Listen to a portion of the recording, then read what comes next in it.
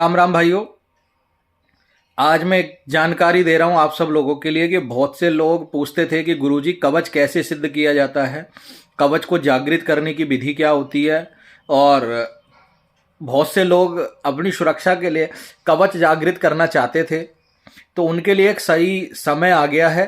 कल 15 फरवरी को महाशिवरात्रि है और महाशिवरात्रि को शिव शक्ति जागृत स्वरूप में विराजमान होते हैं पृथ्वी पर।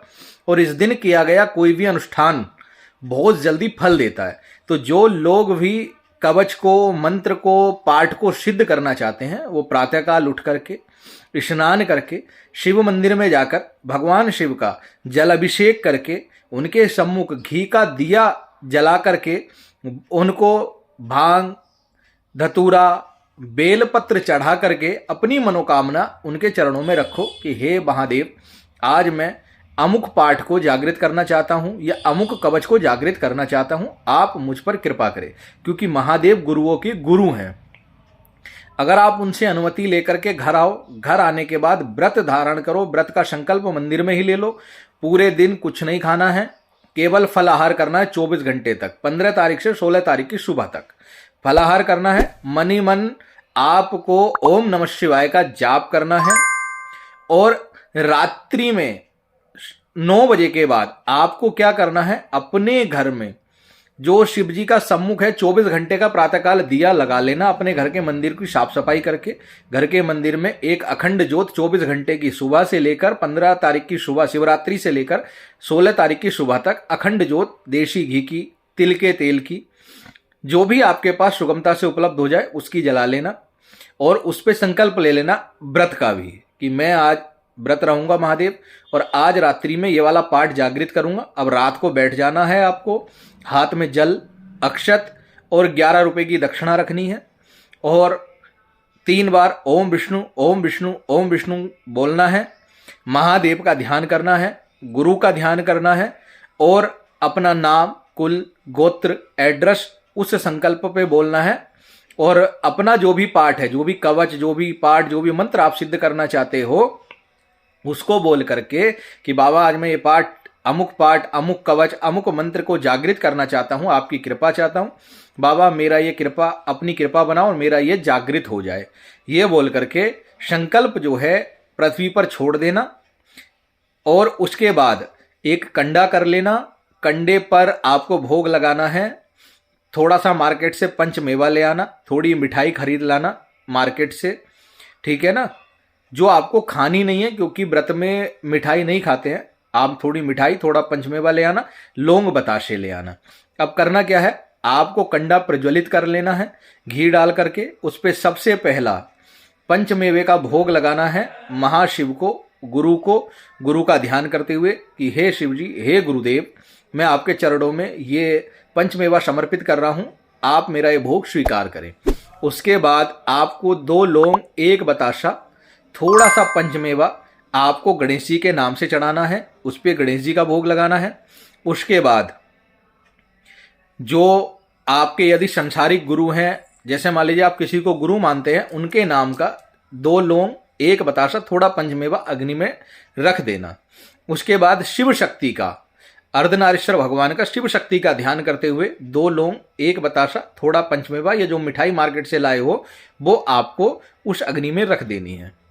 उसके बाद अगर मान लीजिए आप हनुमान जी का कवच करो या कि दुर्गा का कवच करो या किसी का भी कवच करो, 11 लौंग के जोड़े, 11 बताशे और थोड़ा पंचमेवा या मिठाई जो भी मार्केट से लाए हो उसको आपको 11 आहुति लगानी है, भोग लगाना है, ठीक है ना। और उसके बाद उसके ऊपर अच्छे से थोड़ा घी गेर देना जिससे वो अच्छे से प्रज्वलित हो जाए, ठंडा ना हो, शांत ना हो, बढ़िया करके अग्नि जलती रहनी चाहिए। उसके बाद आपको क्या करना है, उसी अग्नि के सामक बैठकर, जब आसन पे आप बैठे रहोगे, आपको 108 कवच के पाठ करने। यदि आप कवच सिद्ध करना चाहते हो तो 108 कवच करने हैं। यदि आप किसी मंत्र को जागृत करना चाहते हो, मिनिमम 100 माला आपको करनी है। 100 माला का एक रात्रि में आपको जाप करना है। अगर मंत्र सिद्ध करना चाहते हो, कवच सिद्ध करना चाहते हो, 108 पाठ करने हैं। ये सब आपको उस रात्रि कर लेना है 9 बजे से लेकर रात्रि 12 बजे तक, क्योंकि शिव की रात्रि सर्वार्थ सिद्धि योग बनता है और इस दिन आपके सारे कार्य सिद्ध हो जाते हैं। जब आप रात को ये सब पाठ कर लोगे, डरना बिल्कुल नहीं है। कुछ अनुभव हो सकते हैं, अच्छे बुरे, जैसा आपका भाव होगा, ठीक है ना। अगर आप मान लीजिए काली कवच कर रहे हो, काली का कवच सिद्ध कर रहे हो, काली का मंत्र सिद्ध कर रहे हो, तो माता की छवि से थोड़ा भय उत्पन्न हो जाता है, उनके गण गणिकाएं आती हैं तो भय उत्पन्न हो जाता है। हनुमान जी के जाप में तो डर वाली बात होती ही नहीं है, क्योंकि हनुमान जी का जाप करने वालों को कभी भी निगेटिव एनर्जी का दर्शन नहीं होते, निगेटिव एनर्जी के अनुभव नहीं होते। लेकिन महाकाली का, भैरव का, शिव के जाप करने वाले साधकों को थोड़ा निगेटिव एनर्जी डराती भी है। क्यों? क्योंकि ये तंत्र के अधिष्ठाता देव भी है और इनके गण गणिकाएं, योगनिया, जोगनिया, इनके साथ चलने वाली जितनी भी शाकनी डाकनी होती है ना, ये थोड़ा भय उत्पन्न करती है ताकि साधक को अंदर से मजबूत कर सके, पक्का बना सके। तो भय नहीं करना है, निश्चिंत होकर आपको जाप करते रहना है। रात्रि 12 बजे जब जाप संपूर्ण हो जाए, जो आपके सामने भोग रखा था उस पर 3 बूंद जल गेरना है। ओम विष्णु ओम विष्णु ओम विष्णु बोल करके 3 बूंद जल उसमें गेरोगे, इससे आपका भोग संपूर्ण हो जाएगा। ठीक है, क्षमा याचना करनी है। आसन के नीचे 3 बूंद जल गेर करके ओम इंद्राय नमः, ओम शक्राय नमः बोल करके हाथ जोड़ करके आपको उठ जाना है। उस रात्रि इतना ही करना है। प्रातः काल उठ करके साधारण सामग्री से, जिन्होंने 100 माला का जाप किया है वो 10 माला की साधारण उस मंत्र की आहुति लगाएंगे, दशांश हवन करेंगे 10 माला का।